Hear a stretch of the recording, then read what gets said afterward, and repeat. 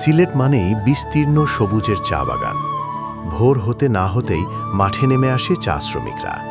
হাতে ঝুড়ি, মাথায় কাপড় বেঁধে তারা গাছ থেকে গাছ ঘুরে ঘুরে তুলে নেয় নরম কচি চা পাতা। সিলেটের আরেক সৌন্দর্য তার ঝর্ণা।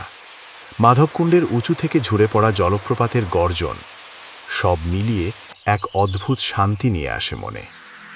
জাফলং, স্বচ্ছ পানির রাজ্য।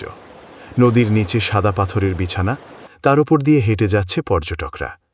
দূরে মেঘে ঢাকা পাহাড় যেন আকাশের সাথে মিশে গেছে।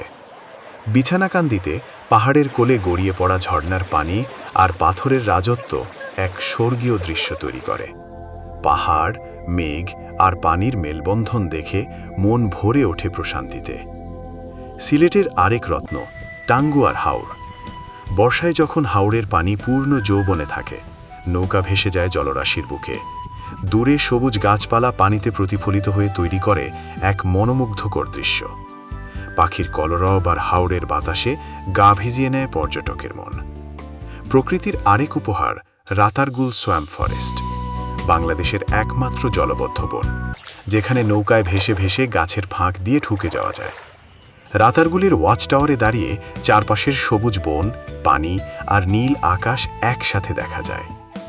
সিলেটে এসে ৭ চা না খেলে সফর অসম্পূর্ণ।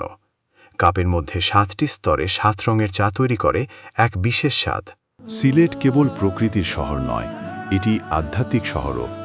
হজরত শাহজালাল, শাহপরান রহমতুল্লাহি আলাইহির পুণ্যভূমি এই শহরকে এক আধ্যাত্মিক শান্তি দেয়। সবুজ পাহাড়, নদী, মানুষের হাসি আর চা বাগানের গল্প নিয়ে সিলেট প্রতিদিন তার নতুন রূপে জেগে ওঠে। বন্ধুরা, পরবর্তীতে কোন জায়গা নিয়ে এমন ভিডিও দেখতে চান কমেন্টে জানাবেন। একই সাথে আনিসুর রহমান প্রো ইউটিউব চ্যানেলটা সাবস্ক্রাইব করে আমাদের সাথেই থাকুন।